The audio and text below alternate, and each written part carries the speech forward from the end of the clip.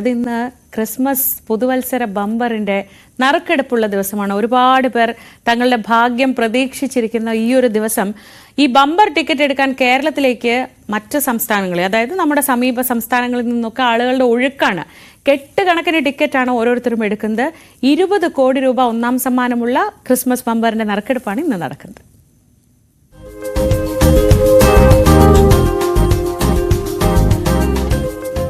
പ്രതിദിന ഭാഗ്യക്കുറി എടുക്കാൻ മലയാളികളാണ് മുന്നിൽ.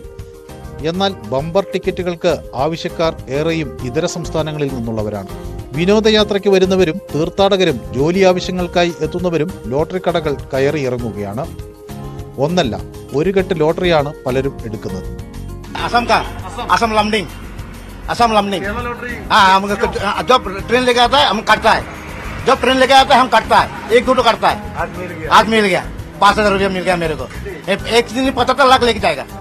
കേരള ലോട്ടറിയും ബമ്പർ ടിക്കറ്റുകളുമൊക്കെ ഇതര നാടുകളിലും ബമ്പർ ഹിറ്റാണ്.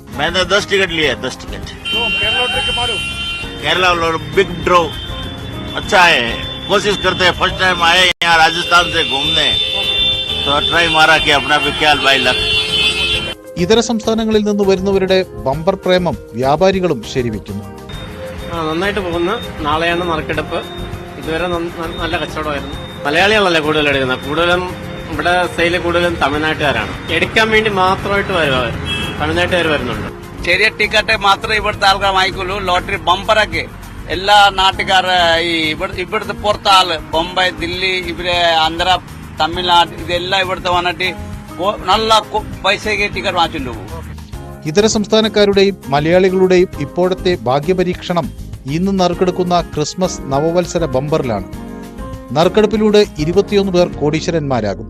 20 കോടി ഒന്നാം സമ്മാനത്തിന് പുറമെ 20 പേർക്ക് ഓരോ കോടി രൂപ വീതം കിട്ടും. വിൽപ്പനയ്ക്കെത്തിച്ചത് ഏറെക്കുറെ 50 ലക്ഷത്തോളം ടിക്കറ്റുകളാണ്. ഉച്ചയ്ക്ക് 2 മണിക്കാണ് നറുക്കെടുപ്പ്. ന്യൂസ് 18 തിരുവനന്തപുരം.